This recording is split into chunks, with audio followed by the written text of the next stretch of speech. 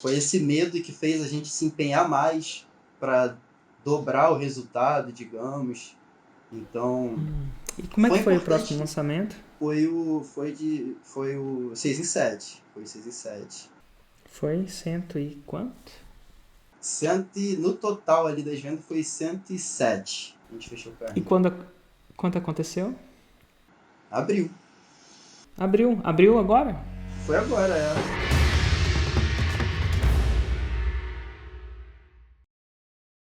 Podcast Faixa Marrom, porque eu entrevisto alguém que fez 100 mil reais em 7 dias. Clássico chamado ou apelidado de Faixa Marrom. Mas hoje eu tô aqui com o Alessandro. Tudo bom, Alessandro? Tudo ótimo, Eric. E você? Tudo tranquilo? Tudo tranquilo. Você tá falando de onde? Do Rio de Janeiro, do Rio de Do Rio de Janeiro. Janeiro. Cara, ontem teve tanto convidado do Rio de Janeiro que eu achei que Eu vi, fosse por isso que eu tava rindo aqui agora. Eu uma tava assistindo invasão ontem. carioca no Rio de É. Janeiro. Tem várias partes, mas muito bom. E em que nicho você fez os seus 6 em 7, que são 100 mil reais em 7 dias? Então, Érico, foi no nicho de jardinagem. No nicho de jardinagem.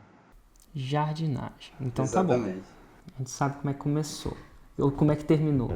Mas como é que você me conheceu? Quando foi e como foi? Olha, na verdade, eu te conheci. Você não foi a primeira pessoa do marketing digital que eu conheci. Eu conheci essa vida de internet lá em 2015. E aí eu comecei a ver, porque na época tinha muita questão de afiliado, né? Afiliado e produtor. Não tinha tanto essa questão de fórmula de lançamento que nem hoje tem, estratégia de lançamento. Eu acho que na época, em 2015, você ainda fazia um conteúdo muito voltado para empreendedorismo, sabe? Dava dicas e tudo mais. E foi aí que eu comecei a seguir você, porque eu estava entrando nessa vida de internet, estava começando a pesquisar. E no YouTube eu acabei achando suas dicas. Eu falei, cara, isso faz muito sentido. Eu comecei a seguir, eu comecei a conhecer a estratégia de lançamento, fórmula de lançamento. Eu acho que na época não era nem um 6 em 7 ainda. Acho que era um ano de vendas em uma semana, alguma coisa assim. Depois que nasceu o 6 em 7. Nossa, Mas, foi. Eu é, fui acabando me encontrando. À medida que eu fui comunicando, esse processo de comunicar faz a gente se entender. É engraçado isso.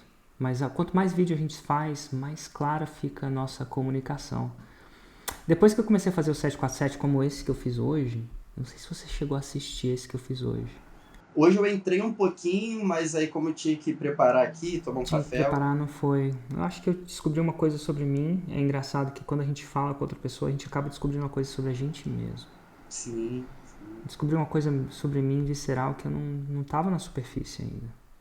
E tipo, a interação com a audiência traz o que é visceral, o que é. Sabe? Visceral é aquilo que vem de dentro. Aquela Uhum. coisa que mexe com você, Às com as vezes suas você ainda não parou para vísceras. analisar, né, racionalmente, assim. Que faz seu coração cantar, que faz. Que, é interessante isso. Acho que ele falou alguma coisa que me trouxe um pouco de um conceito de visceralidade em cima de E, mim. qual, e esse insight, qual seria Foi esse insight o insight? seguinte, chegou uma hora durante o 747 que ele tava, classicamente estava definindo Roma, né? Uhum. O destino, a primeira promessa do seu produto, para quem não acompanha. E ele, assim, o comportamento dele era um comportamento super normal de uma pessoa que está iniciando, que era simplesmente, deixa eu ver o que eu tenho para dar um jeito de vender. Basicamente isso, eu tenho essa caneca, como é que eu vendo essa caneca? Uhum. É a clássica. Você já viu um filme que chama Lobo de Wall Street? Já vi, já vi. Então tá bom, tem uma hora que o cara pega a caneta e fala assim: me vende essa caneta. Sim. E eu acho que é isso que as pessoas imaginam que vender é. Essa habilidade que você tem de pegar alguma coisa e transformar aquilo que você está pegando em atrativo. Né? É o clássico, ele vende gelo até para esquimó.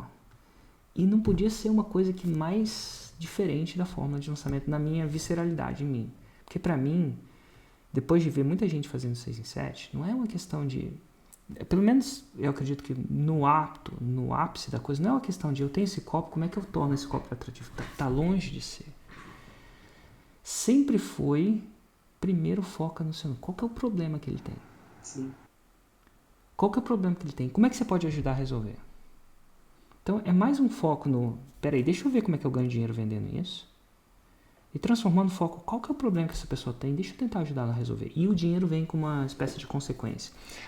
Apesar de ser mais intensificado com os gatilhos mentais, com a integridade, aquela coisa toda. Eu tava falando isso com ele e tal, tava discorrendo isso com ele. Aí chegou uma hora que ele parou numa coisa que me deu... Eu queria voar no pescoço dele. No sentido positivo da palavra, assim, visceral. Que ele falou assim... Quando eu meio que forcei ele a olhar para ele mesmo. O que ele tinha de especial? Aí ele descobriu que, sabe, ele ganhava 30 pau como planejador. Descobriu não, mencionou. Eu falei, nossa, que massa. Você consegue ensinar essas pessoas? Ele falou assim, eu não sei. Razoável. Aí eu perguntei, você conseguiria fazer de novo? Foi sorte? Foi berço de ouro? Foi costa quente? Ele falou, não. Foi sorte não. Eu faria de novo. Pelo menos que eu entendi. Só que eu não consigo ensinar porque eu sou muito fora da curva. Cara, eu queria sair dessa live e esganar ele. Dar um mata-leão nele. Porque tudo que eu mais lutei na minha vida é pra sair da curva. E tava ele lá, com aquele objetivo dele, falando que sair da curva não era positivo. Não sei, ele tava com vergonha de sair da curva. Vergonha de sair da curva não é a palavra, medo de sair da curva. Medo de mostrar para as pessoas que ele era fora da curva. Medo de lutar para que pessoas saiam da curva. E o tempo inteiro, a minha vida inteira foi tentar sair dessa filha da mãe dessa curva. Para não falar uma palavra maior.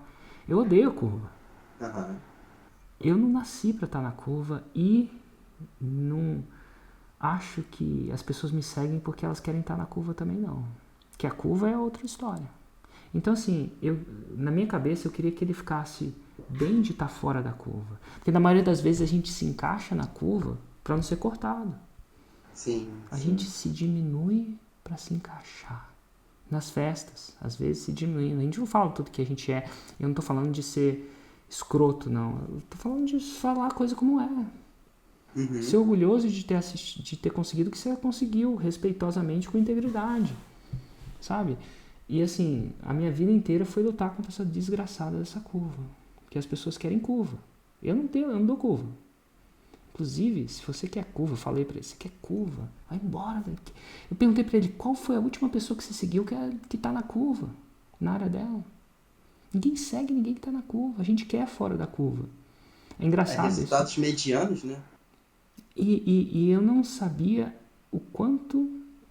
Falando com ele, eu percebi o quanto eu odeio a curva. Assim, é quase que uma declaração, um respeito, porém uma declaração de guerra. Eu quero declarar guerra à curva, dane-se a curva. Sim. Dia 24, às 5 horas da manhã, eu quero que alguma daquelas milhares... A gente teve 20 mil pessoas lá. Eu quero ver a minoria que vai declarar que vai querer que dane-se a curva. E a curva não é o... As pessoas acham que quem sai da curva é porque é inteligente. É porque tem dinheiro. É porque... Não. Quem sai da curva é quem tem determinação. Porque a curva necessita... Para sair da curva, você precisa de 2 elementos. 2. Determinação e esforço. Quiçá 3 e um método para acelerar. Mas se você tiver tempo, você não precisa nem do método. Se tiver muito tempo. Então, assim, eu vou estar atrás das pessoas que querem sair da curva. Eu não quero que compre o meu produto quem quer ficar na curva, não. Principalmente se for aquela pessoa que tem determinação e sabe se esforçar, mas não tem berço de ouro, não tem o que as pessoas acham que precisa de ter, sabe? E essas pessoas que eu tô atrás. Enfim, o que eu tava falando, eu não sabia o quanto isso era importante pra mim. Porque eu só vi o quanto isso era importante pra mim como eu reagi. Assim, como eu me observar e quão visceral aquilo era pra mim, sabe? Como... Eu odeio a curva. Odeio tanto que sou capaz de falar para todo mundo, os 80 pessoas aqui, você quer curva? Vai embora. Eu não sou a pessoa para você seguir. Você quer curva? Vai embora. Não sou a pessoa. Eu prefiro que você vá embora, que você não compre o meu produto, que você comprar meu produto esperando que eu seja aquilo que eu não sou.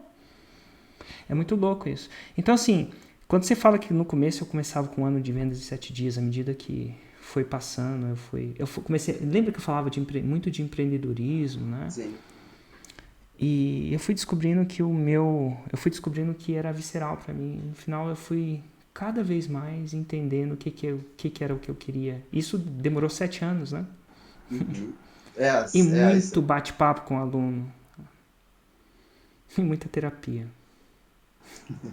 Pra entender o que faz o meu coração cantar de verdade, sabe? Porque dinheiro por dinheiro eu já tinha parado por um bom tempo. Tipo, assim, às vezes eu tenho umas coisas caras, mas eu não preciso. Tipo, meu carro é de 2013. É um bom carro, mas é de 2013. Eu não tenho carro do ano. Tipo, nada de errado com quem tem. Mas eu comprar um de 2020 não vai fazer meu nível de felicidade aumentar tanto mais, não. Eu gasto dinheiro com as pranchas. Prancha é bom, mas esse que eu tenho me serve. Então, assim, chega uma hora que eu tô bem, eu tô feliz. Financeiramente eu tô feliz. Às vezes eu viajo quando dava pra viajar, hoje nem isso. Então é o que faz o meu coração cantar no final das contas? Né? O que faz eu acordar cedo? O que faz eu querer viver? É sair da curva. É eu ter saído da curva de uma forma ou de outra e tentar tirar e lutar, e aí lutar pra alguém sair da curva comigo. A curva que lute. Enquanto eu estiver vivo, a curva que lute. Exato. A Exatamente por curva aí. que lute. Eu vou lutar. Então, assim, isso me dá uma visceralidade que você não tem noção. Me dá uma satisfação mais do que um carro ou uma casa grande. Não que casa grande seja ruim, sabe? Depois que você tem uma casa que é ok, Sim, é porque eu acho que...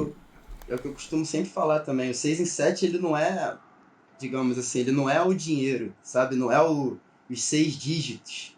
É muita coisa ali por trás, é a transformação, é você conseguir aquele valor, gerando valor para outras pessoas, sabe? Você ter essa troca, você tá fornecendo ali uma expertise que vai ajudar as pessoas, você tem em volta diversos depoimentos de pessoas sendo transformadas, né? A gente, nos nossos lançamentos aqui internos, é chuva de depoimentos, sabe? No nicho de jardinagem, que a gente nem esperava, é pessoa falando que está cultivando aquela planta porque perdeu um ente querido, sabe? Pessoa falando que curou a depressão por conta daquelas aulas. Então, assim, não é só o dinheiro, né? Tipo, não é só os 6 dígitos. Claro que isso impacta muito, mas é muita coisa por trás, né? É Cara, é muita coisa muita envolvida coisa. ali. E eu Porque acho que eu tenho uma teoria. Eu vi um vídeo do Tony Robbins uma vez, e a gente devia estar falando quanto dinheiro você fez, mas vamos levar pela tangente. Eu vi um vídeo do Tony Robbins uma vez, e é um cara que eu respeito. Ele tem uns insights muito massa. E nesse vídeo foi uma palestra num site que chama TED, TED. E ele falava das 6 necessidades do ser humano. Eu não sei onde ele descobriu isso, não sei se isso é pesquisado, sabe? Mas fazia sentido pra mim. E ele falava que o ser humano tem que ter um pouco de significância, né? Tipo, significância. Tem que ter amor, né? Você precisa um pouco de amor, precisa de conexão. Ele falava que precisa ter um pouco de certeza, não é? Pode ser tudo incerto. Senão você fica maluco. Também não pode ser tudo certo. Senão você fica entediado. Então precisa ter um pouco de variância. E ele falou do último, cara. Do último. Quando você tem tudo isso, significância, amor, certeza, variância e a outra coisa que eu não lembro, ele falou que aí fica a última coisa. E a última coisa que é verdade, cara. E assim, isso mexe com a gente. Em certos níveis. Todo ser humano, não importa o quão mal ou quão bom. Olha que louco. Não importa se ele mora no Japão ou mora no Brasil. Não importa se é um índio ou um europeu. A gente quer contribuir de uma certa forma. Então, quando você vê um testemunho, assim como você, quando eu tô falando assim, cara, e eu falo isso, é muito louco. Eu não vejo eu como eu. Tipo, eu sou a ponta do iceberg de 123 pessoas que trabalham com isso. Algumas trabalharam até a meia-noite ontem. Eu tava falando com a Camila ontem. Érico, e aí? Provando comentário, fazendo. Mas cada uma dessas pessoas botou um tijolinho, sabe? Sim. E é muito louco de saber que esse tijolinho, sua vida, Alessandro, não vai ser mais a mesma. Não falando que você vai ser iluminado e tal, mas, pô, alguma coisa você viu. Sim, total. E o mais legal é que não é só você. Porque ao você lançar é o expert que você está lançando, que a gente vai chegar lá, e é os alunos. Como você falou assim, às vezes para alguma pessoa aprender uma planta é uma saída para depressão. E cara, depressão mata. A gente não Sim. fala sobre isso, mas mata. E tem gente que sai com remédio, tem gente que sai com terapeuta e tem gente que sai com planta. Eu tô pouco me lixando para como a pessoa sai da depressão. Não vim aqui para julgar. Quem sou eu para falar do jeito que sai? Mas se ela saiu e uma criança tem um pai por causa disso, para mim já foi suficiente. Ou se uma criança tem uma mãe por causa disso. Se não é uma criança, é um ser humano, tem um membro da família por causa disso. Porque ele conseguiu vencer depressão, por exemplo, e não é só isso, né? Para mim valeu. Para que a gente veio aqui? Né? Então, isso é o último negócio, é a contribuição, né? É viciante. Porque do mesmo jeito que a gente tem um vício por amor, de significar alguma coisa, algumas pessoas precisam mais de amor do que significância, outras pessoas precisam mais de certeza do que variância, outras precisam mais variância do que certeza, né? A gente precisa de um pouquinho de cada coisa, mas a gente precisa de um pouquinho de contribuição também. Quando a gente chega lá, cara, é viciante. É difícil de ignorar o fato que a aula que eu vou dar hoje vai começar um processo de alguém sair da curva ou sair da sua zona de conforto para impactar e ser bem pago por isso, por que não? Exatamente. Com integridade, honestidade, 100%, sem letra miúda. Sem letra miúda. Sabe aquela letra miúda? Sim. Não tem letra miúda. Eu não ensino letra miúda. Pelo contrário, tem letra miúda. E é muito massa isso. Mas é umas coisas que eu acabo descobrindo sobre mim mesmo, conversando com as outras pessoas. Acho que a conversa, ver o que te acende, né? Sim, a troca, né? Tem a troca. E vem cá, mas como é que começou a sua jornada? Você, nesse processo, depois de começar o Fórmula, você já começou a ser impactado pelos lançamentos, pelas vendas do Fórmula? Como é que foi isso? Então, na verdade, não. Eu entrei no Fórmula, eu conheci você lá em 2015, mas eu fui entrar no Fórmula ano passado, na verdade. Entendeu? Eu tive toda uma jornada nessa vida de internet, digamos, porque lá no começo eu estava estudando, ainda estava tentando me situar no que eram as estratégias, o que era a internet. Aí eu conheci você. Aí eu comecei a te acompanhar. Aí eu assisti um lançamento seu na época. Era eu e um amigo meu, ele que me apresentou esse mundo. E nesse lançamento a gente ficou muito impactado, sabe? A gente falou, nossa, velho, isso aí muda a vida, sabe? Vamos apostar nisso. Quanto será que deve ser? Quanto será que deve ser? Só que na época, eu... Era uma realidade muito diferente, né? Eu trabalhava com escalada, então com alpinismo e tudo mais, então assim, eu não tinha um salário muito alto, sabe? Não tinha uma reserva financeira ali e tudo mais. E na época aquele curso ele estava um pouco fora da nossa realidade. A gente falou, nossa, como que a gente faz isso, sabe? Eu tinha até um carro, eu falei, vou vender esse carro, porque eu realmente nunca pensei, sabe? Eu nunca fui uma pessoa materialista ali, pensando em dinheiro, pensando em bens materiais. Pelo contrário, eu era mais, mais natureza, mais esporte, mais vida ao ar livre. Só que ao mesmo tempo, eu também nunca quis vender minha hora, sabe? Assim, ter que trabalhar de segunda a sexta, ter que pedir permissão pro patrão ali para pagar uma conta que seja, sabe? E aí quando eu assisti o seu lançamento, eu já estava por dentro de todo o potencial que tinha as estratégias digitais e tudo mais. Eu tinha ido num evento também de marketing digital para começar a entender, porque eu sempre sou muito assim, sabe? Eu não gosto de entrar no negócio assim de cara. Eu olho, eu vejo como é que é o cenário, o que está acontecendo, até para eu saber me posicionar. E aí, na época, eu comecei a estudar as estratégias, aí eu fui para um lançamento. A gente assistiu um lançamento seu. E a gente ficou muito impactado por esse lançamento, sabe? A gente ficou vibrando, assim, nossa, a gente nem sabia o preço, era só segunda-feira que ia divulgar o preço, a gente ficou cogitando quanto seria, fazendo planos. Só que chegou em cima da hora, a gente hesitou, achou que não era muito o momento, porque eu não sabia nada de internet. Eu não era aquela pessoa que ficava ali no Facebook, no Instagram, postando. Eu nem entendia como as pessoas pensavam na internet, sabe? Eu falei assim, eu acho que vai ser muito arriscado agora.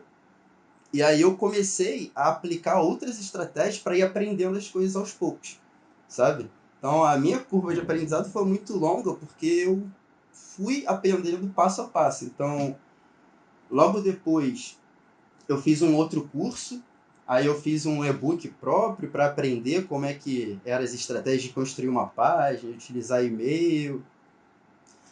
E assim eu vim, né? Eu vim aprendendo até ano passado. Eu fui afiliado, Quatro criei um anos, e-book. né?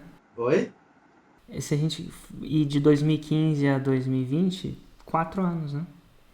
Não, exatamente. Sendo que 2015 eu só fiquei cogitando, só sonhando ali sobre a possibilidade. Aí 2016 eu só estudei, não fiz nada também. Aí 2017 eu comecei a aplicar mesmo. E aí foi 3 anos aí, criei um e-book de meditação, porque eu gostava bastante de meditar e tudo mais. Aí depois eu fui para afiliado para aprender mais questão de tráfego, porque na época era muito isso, né? Produtor versus afiliado, isso era muito forte na época. E aí depois que eu aprendi um pouco as estratégias, eu falei, poxa, não quero ficar como afiliado, eu quero ter controle sobre a minha operação. Como eu já estou dominando um pouco de página, de tráfego, eu fui para o e-commerce. Eu montei um e-commerce e até a gente estava até indo bem e tudo mais, faturando bem, só que é aquela questão do produto físico, que você até falou ontem lá na... Eu estava até assistindo ontem a primeira aula da jornada 6 em 7, eu até me identifiquei naquela parte, porque a gente estava mexendo com produto físico, sabe?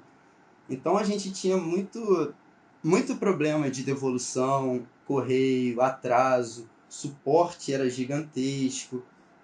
Mas até então, foi a primeira vez que eu consegui ter resultado, sabe? Eu falei, nossa, agora eu tô realmente tendo resultado. Porque até então, eu só... Eu pagava os meus custos, digamos, eu não tinha resultado. Ao mesmo tempo que eu via todo mundo falando, nossa, eu tô faturando tanto e tal. E aí veio a pandemia. Aí quando veio a pandemia, que a gente começou, em janeiro que a gente começou a ter um resultado. Aí veio a pandemia, a gente começou a ter muito problema de entrega, atraso de correio, e a nossa margem era muito pouca, sabe? Tipo, a gente, às vezes, digamos, era 10% ali de lucro, e a gente tinha que girar muito para ter um retorno. Então, quando veio a pandemia, ficou muito inseguro, porque se a gente tivesse problema com a maioria das entregas, a gente já teria prejuízo, entendeu? Aí eu já comecei a pensar melhor, assim, e ao mesmo tempo, porque eu tenho uns amigos que eles trabalham com lançamento também, amigos próximos.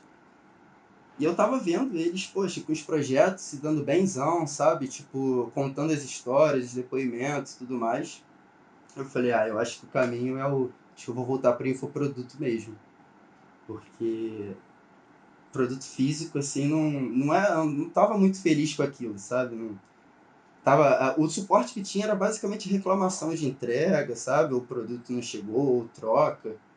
E aí quando eu fui para... Aí eu resolvi parar e comprar já o Fórmula. Eu já tinha um caixa e tudo mais. Aí eu entrei no Fórmula, foi em março do ano passado. Então eu fiquei uns 3 anos aí batendo nesse mercado para conseguir entrar no Fórmula.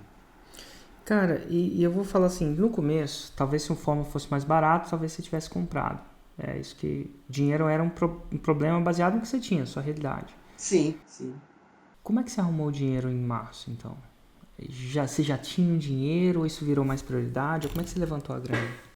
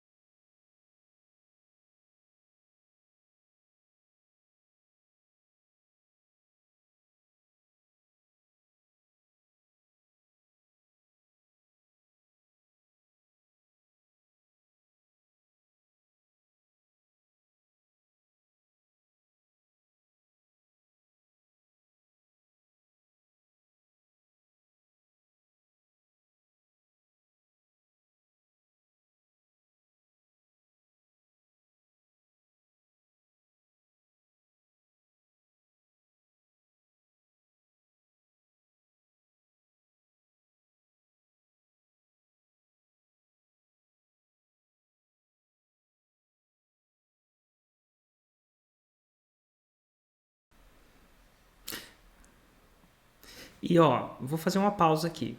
Primeiro no começo, o seu problema era que você não tinha o que você chama de projetos. Uhum. É. Engraçado, você foi e executou a técnica do arroz. Uhum.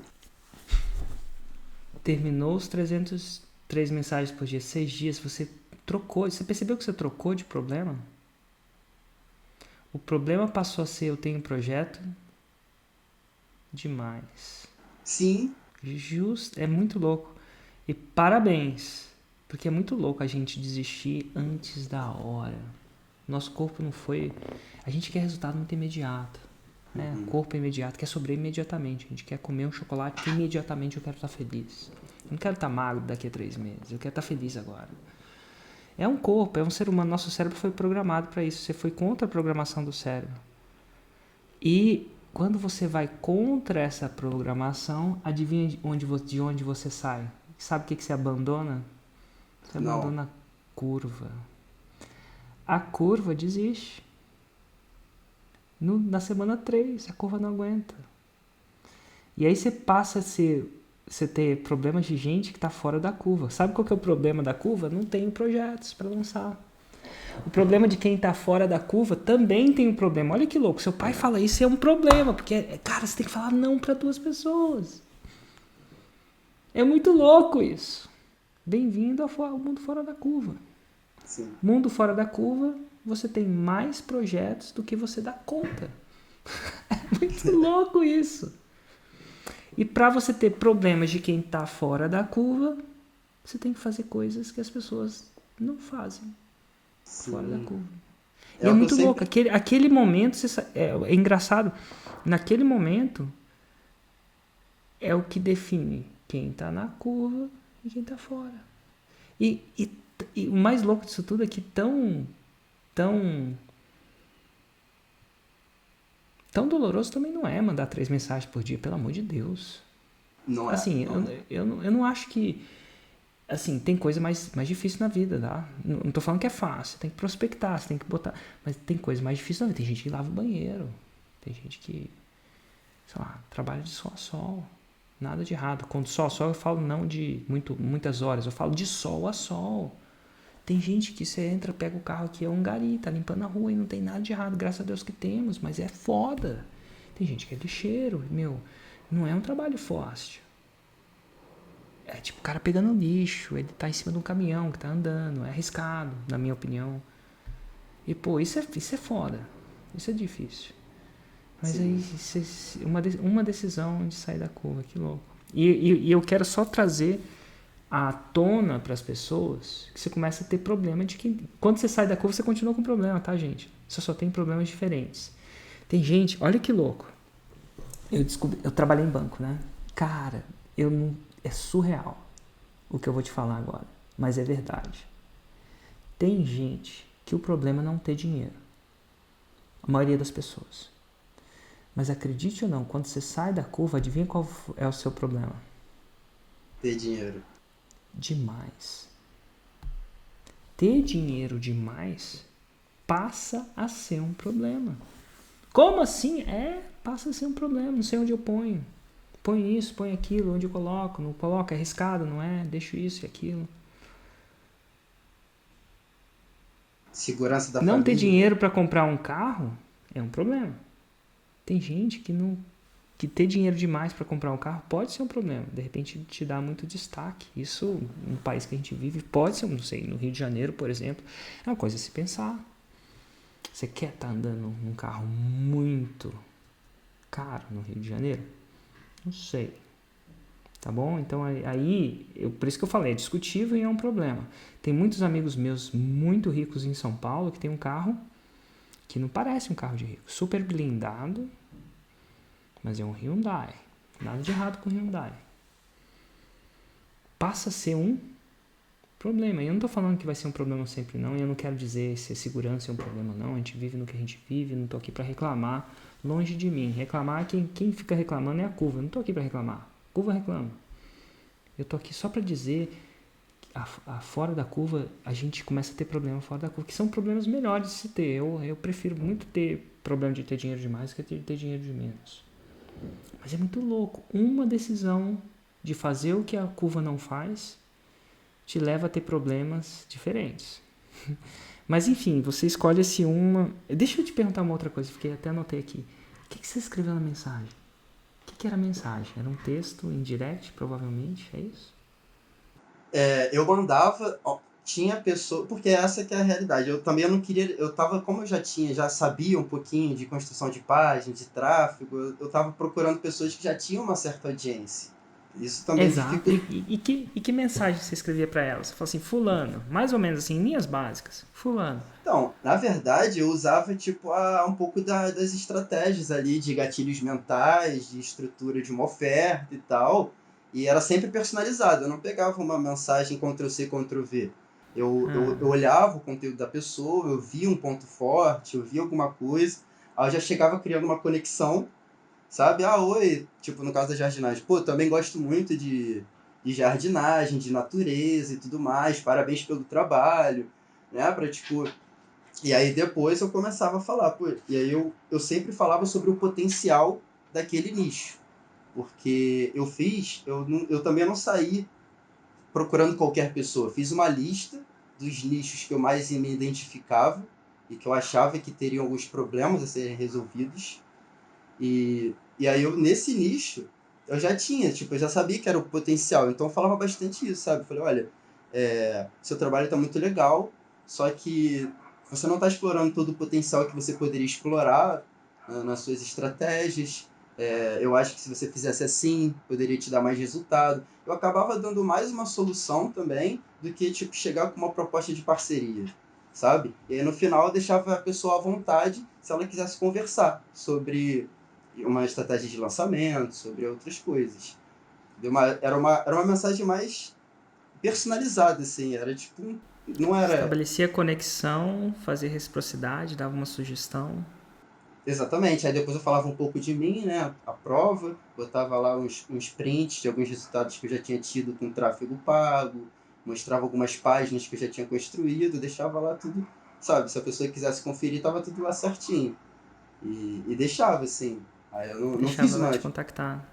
Exato, não fiz um negócio, olha, poxa, tem muito potencial, vamos fazer uma parceria? Eu trabalho com isso, Entendi. isso e isso, sabe? Saquei, Não. não.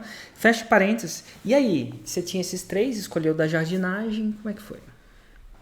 E, não, e foi, cara, foi bem legal, assim, a gente resolveu fechar numa segunda-feira e a gente já marcou a data de lançamento para 15 dias depois, que foi, tipo, 7 dias para estruturar tudo, 7 dias de captação e o semente, numa quinta-feira. Basicamente isso. E não foi fácil, foi bem legal, mas não foi fácil, porque era muito novo para mim, eu não sabia como é que seria, eu não sabia como é que as métricas estavam certas, mas o que mais foi legal, que me deu bastante segurança, foi que a gente tinha se preparado para pagar num lead, eu tinha feito uma conta de a gente pagar R$1,50, R$2 por cada lead que se inscrevesse. No primeiro dia de captação que bateu, a gente estava batendo 25 centavos por lead. Sabe? Eu olhei aquilo e falei, não acredito. A nossa meta era 100 leads por dia, deu 9 da manhã, que foi a hora que eu fui abrir o gerenciador, já tinha passado de 300. Eu falei, nossa, que isso, não é possível. Tem alguma coisa errada. Aí eu comecei a analisar tudo, Aí antecipei a pesquisa, mandei a pesquisa para todo mundo que tinha se inscrito para ver se a pessoa estava certa e estava certa. Aí isso deu um pouco mais de segurança no resto, mas mesmo assim não foi fácil. Não foi fácil porque eu não entendi o cenário, sabe? Quando você não vê a coisa acontecendo, fica tudo um pouco abstrato, né? É a Então, primeira vez também, né? exato, você fala, bota uma história ali. Só que você não sabe o poder daquela história, você não sabe como é que as pessoas vão reagir ouvindo aquela história, então fica tudo meio abstrato, você não sabe exatamente como fazer. Então, eu me apeguei ao passo a passo, sabe? Porque eu sempre vi você falando nos vídeos. Segue o GPS. Quando eu vejo que alguém não tem o resultado, eu vou ver não seguir o GPS. Então eu já entrei no Fórmula com a mentalidade é o seguinte: eu vou seguir todos os passos que tem lá dentro. Mesmo que seja uma coisa que dê trabalho, que seja uma coisa que eu não queira fazer, seja chata, mas eu vou seguir o passo a passo, vou fazer todos os passos que tem que fazer. Então eu me peguei muito nisso, no primeiro lançamento. Eu falei, não importa o que eu tô achando, se eu tô inseguro, sabe? Eu vou seguir todos os passos. E o engraçado é que ao mesmo tempo que eu tava sentindo isso, eu tinha que passar muita segurança pro especialista, né? Porque o especialista, ele, imagina, ele já tinha uma audiência, ele tava confiando toda a imagem dele a mim, a audiência dele a mim, sabe? Então, de forma alguma, eu podia chegar e falar, olha, não sei o que está acontecendo, tô meio inseguro. Então, esse que, para mim, tem sido a parte mais difícil, que é você absorver toda aquela responsabilidade no lançamento e, ao mesmo tempo, transparecer calma e tranquilidade pro especialista. Então, esse, para mim, foi o maior desafio. Posso te falar uma Mas, coisa? sim, Nunca vai sair disso. nunca vai sair, né? Não. Ontem eu tava inseguro. Eu até saí daquela live, olhei pra Marcela. Marcela coordena a equipe de conteúdo e um pouco do que acontece nessas transmissões. Eu acho que ela fica coordenando a equipe que tá lá. Eu olhei pra ela e falei assim, cara, quando é que isso vai ficar... Quando é que eu não vou ter frio na barriga? E não Sei. passa, então. Quer dizer que não passa. Ai, cara, tem algumas coisas que você tem que... Se acostuma, né? Em inglês chama man up. Man up Não sei. Você sabe o que é man up em inglês? Não. É, a palavra em português gera um pouco de Ambiguidade. ambiguidade em termos de masculino. Virar homem. Virar homem. Virar homem, e eu falo isso porque não tem nada a ver com homem. Às vezes ela tem que virar mulher. Sim. Às vezes a gente tem que deixar de ser menino e virar homem. Às vezes ela tem que Fazer o que deixar tem de que ser ser menino e virar feito, mulher. né? Fazer o que tem que ser feito. E eu vejo isso não de você ser irresponsável, mas é coisa do seu filho, sabe? Às vezes você vai proteger seu filho por alguma coisa. E você não sabe. O seu filho, sabe, o seu pai te perguntou uma coisa. Entendeu? E ele acreditava que a opinião dele ia fazer a diferença pra você. No final das coisas, os pais são inseguros do mesmo jeito. A gente acha que o pai tem todas as respostas, mas ele não tem, ele também é inseguro. Mas às vezes ele tem que suck it up e ajudar o filho. Deixar o drama de lado, sabe? Se a gente deixar a vida no drama é uma desgraça. Assim, eu fiz a minha preparação de ontem. Eu fiz o melhor que eu podia. E o melhor que eu podia devia ser muito diferente. Eu devia estar preparado isso há muito tempo. Eu não consigo preparar muito antes. É uma desgraça. Mas eu fiz o melhor que eu podia. Então, assim, eu estava satisfeito com a minha preparação. E eu não ia ajudar nenhuma das pessoas que estavam lá a sair da curva se eu duvidar de mim mesmo naquele momento. Eu viro um homem. E como eu falo homem, não no sentido masculino. Eu saio de menino eu deixo de ser um menininho. E vou virar homem. E às vezes a mulher precisa deixar de ser uma menininha, uma adolescente. Ou eu uma adolescente, tá? Sabe que adolescente é isso. É o cúmulo da insegurança, né? E aí eu chamo o homem dentro de mim. Ou ela pode chamar a mulher dentro dela. Eu só não quero fazer... É que eu só não quero fazer isso para fazer isso... Isso não tem nada a ver com masculinidade, sabe? Mas tem a ver com maturidade. Eu chamo o homem dentro de mim e incorporo ele. E eu falar que se eu quiser tremer na base, eu tenho todo o direito de fazer isso depois. E eu acho que tem uma coisa disso também, né? Você já pensou, você acha que o Neymar, às vezes, esquece, um grande jogador de futebol não se sente uma ponta de insegurança ali? Mas ele engole e vai. Tem que fazer. O que eu quero dizer, só para falar para você que eu não sei se isso vai embora, tá? A gente sempre acha que isso vai embora. Depois de 7 anos eu não vai embora. Por quê? Porque eu não tô também fazendo um lançamento de... Tem muita coisa em risco, né? Muita coisa em jogo. Risco é a palavra errada, em jogo. Eu botei várias fichas na mesa.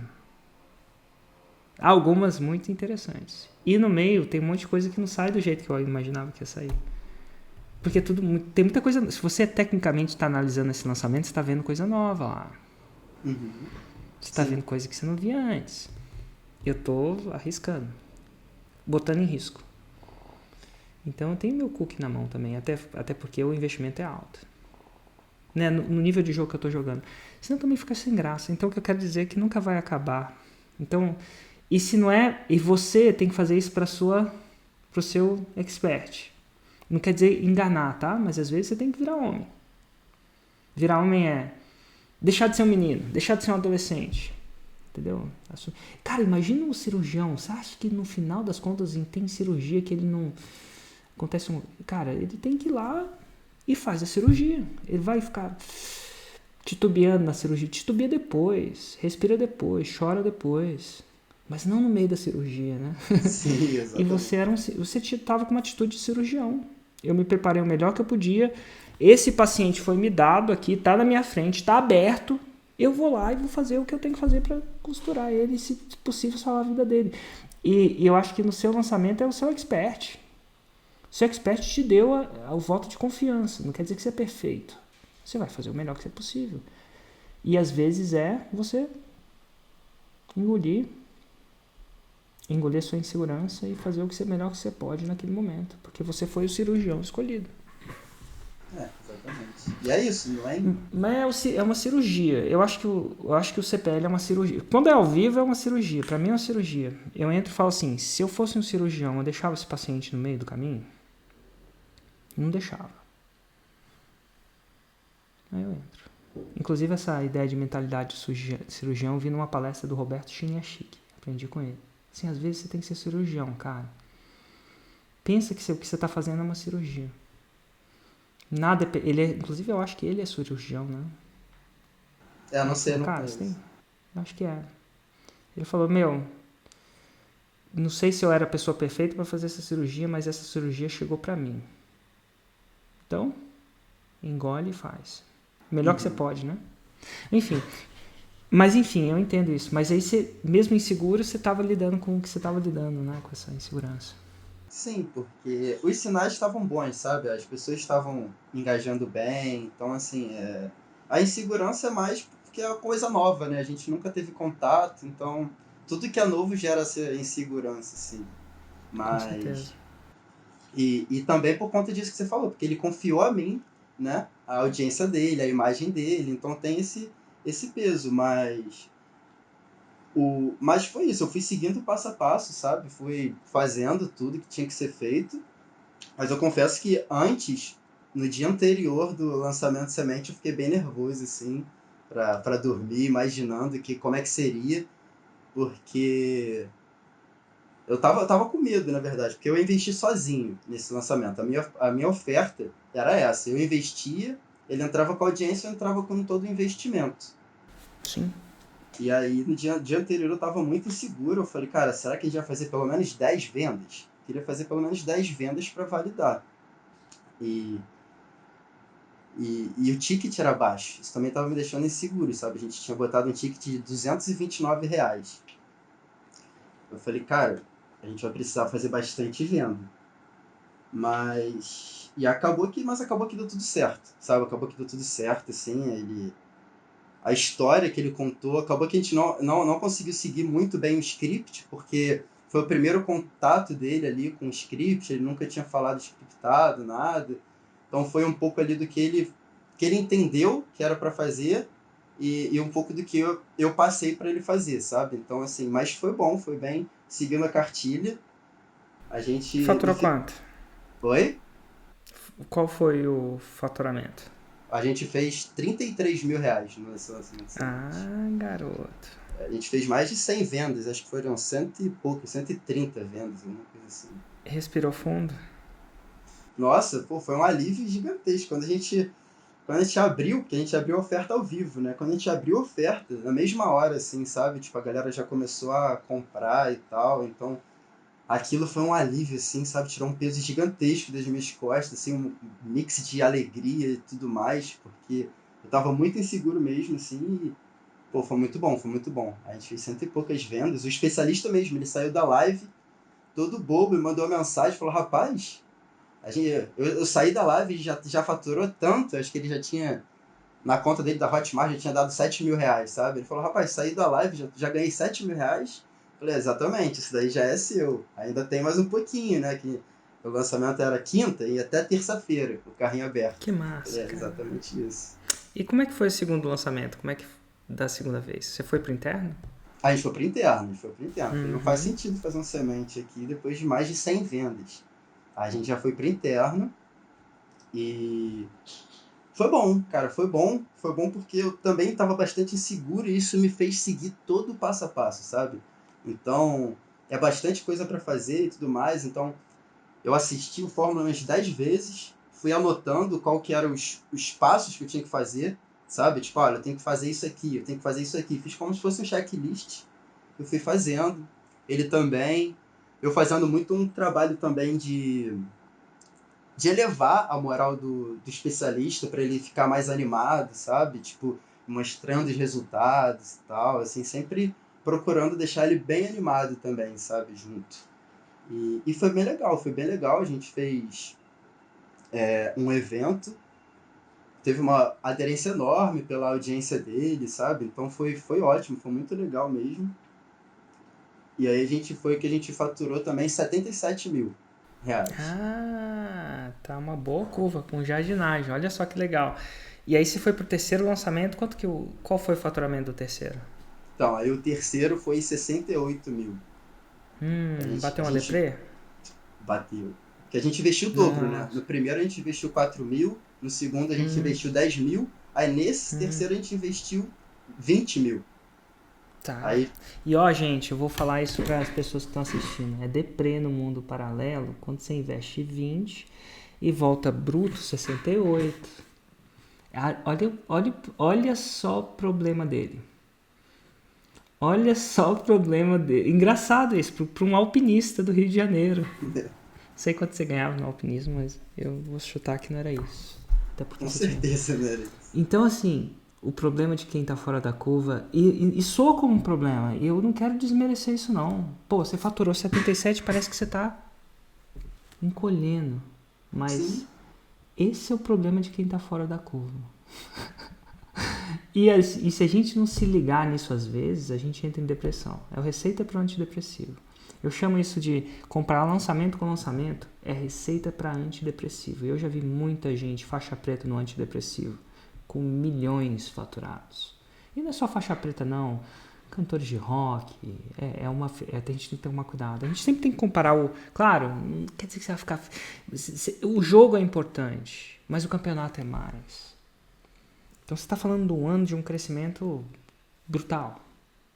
Então sempre lembrar que o jogo é importante. O jogo... Vou até escrever. O jogo é importante, não estou falando que não é. Mas o campeonato é mais. sim, você se manter jogando ali, né? Você se manter no jogo. O jogo é importante, mas o campeonato é muito mais importante. E o campeonato... E qual é a regra de ganhar o campeonato? É fazer 1 milhão? Não. E é isso que eu recomendo para todo mundo que está assistindo. O campeonato nunca deve ser o 6 em 7. Se jogar o campeonato contra o 6 em 7, você está jogando o campeonato contra um resultado que não é você, ainda. O campeonato é você bater o seu ano anterior. Faz 7 anos que eu cresço. Esse é o meu campeonato. Cada hora você bota um número na cabeça que você tira, sabe-se lá de onde, dessas lives aqui, você começa a se comparar com outras pessoas. Você não deve se comparar. É receita para o antidepressivo também.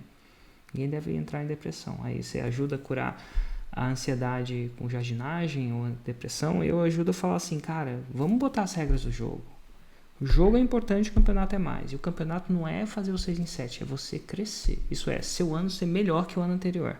Se você jogar campeonatos assim, a sua chance de entrar na faixa marrom e na preta é brutal, sem antidepressivo. Porque você pode entrar na marrom e na preta e entrar no antidepressivo também, se não cuidar disso. Campeonato, vou até escrever aqui.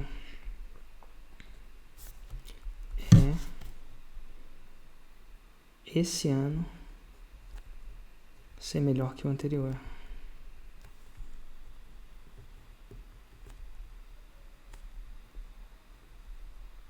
Vou escrever aqui que essas paradas têm esses insights. Tem outro insight que eu tive que eu esqueci. Espera só um pouquinho. Esse.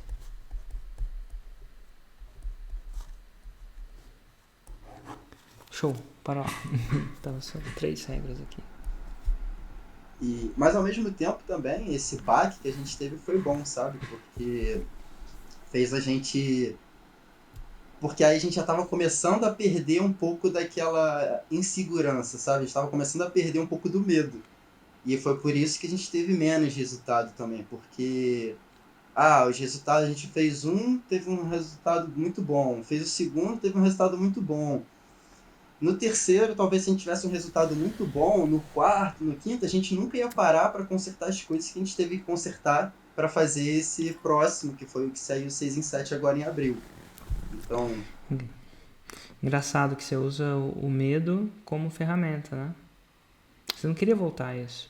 Tem um grande atleta de crossfit, que ele falava assim, eu cheguei em segundo lugar no segundo campeonato dele e tal. Ele falou assim, isso foi a melhor coisa do mundo. Ele quase ganhou, tá? Pra ele, segundo não era muito bom. Ele tinha chance de ser primeiro.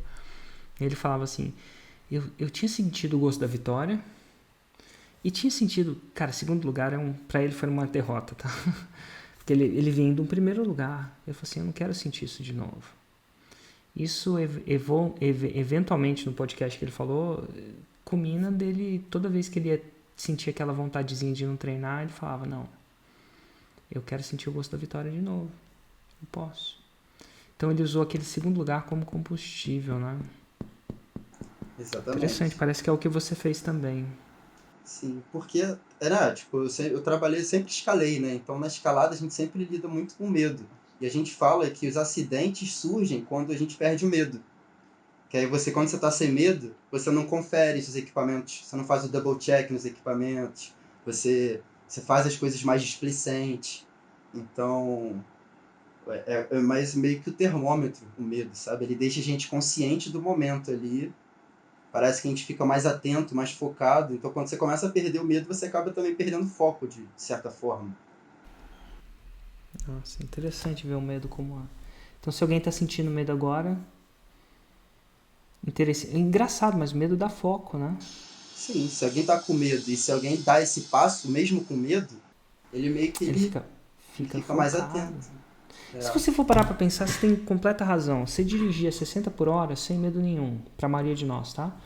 Se você pegar 150, eu não estou falando para as pessoas falarem isso. E se você tomar essa decisão, vou colocar um 180 aí.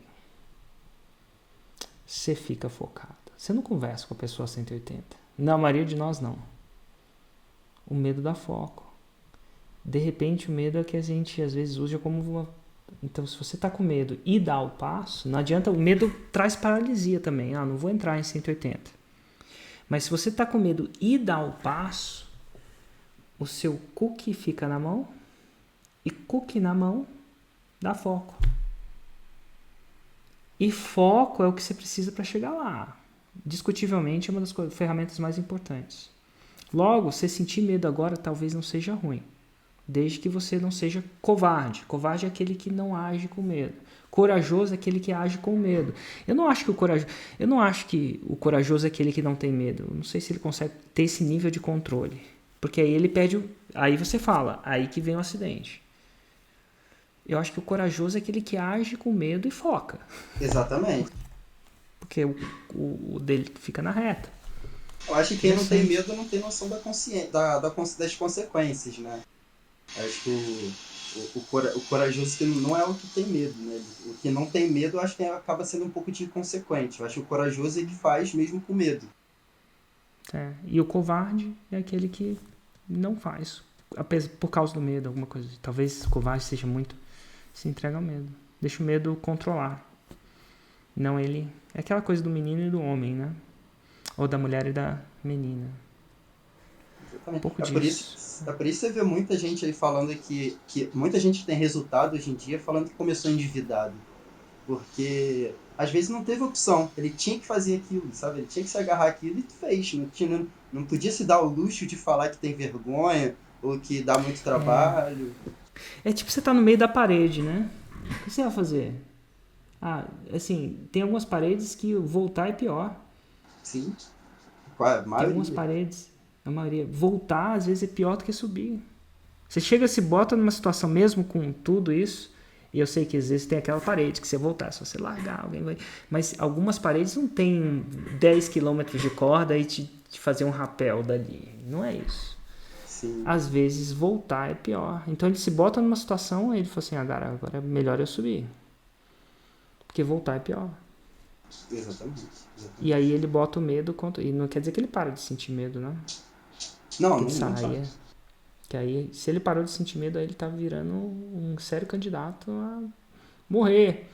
Pelo menos no alpinismo, acho. Exatamente. E aí foi exatamente esse medo que fez a gente ficar mais consciente dos erros que a gente cometeu naquele lançamento. Foi esse medo que fez a gente se empenhar mais para dobrar o resultado, digamos. Então, E como é que foi foi o próximo importante. lançamento? O próximo, depois desse que foi ruim, foi o 6 em 7. Foi o 6 em 7. Foi cento e quanto? No total ali das vendas foi 107. A gente fechou o E carrinho. quando aconteceu? Abriu. Quando você fez? Abriu agora? Foi agora, Pergunto pra você, o que você falaria pra você, nessa jornada você começou em 2015, né, o começo lá. Se você pudesse voltar no tempo, pegar uma máquina do tempo e te dar umas dicas pra você mesmo, pra encurtar esse processo, o que você faria? Porque demorou os 4 anos e eu não me arrependo de nada que eu fiz na minha vida. Eu acho que tudo foi certo.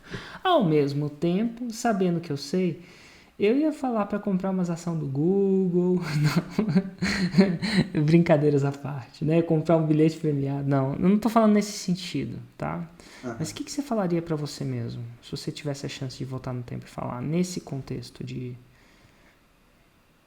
Eu acho que o principal seria acreditar, para eu acreditar no que eu quero fazer, sabe? Porque eu perdi muito tempo com insegurança.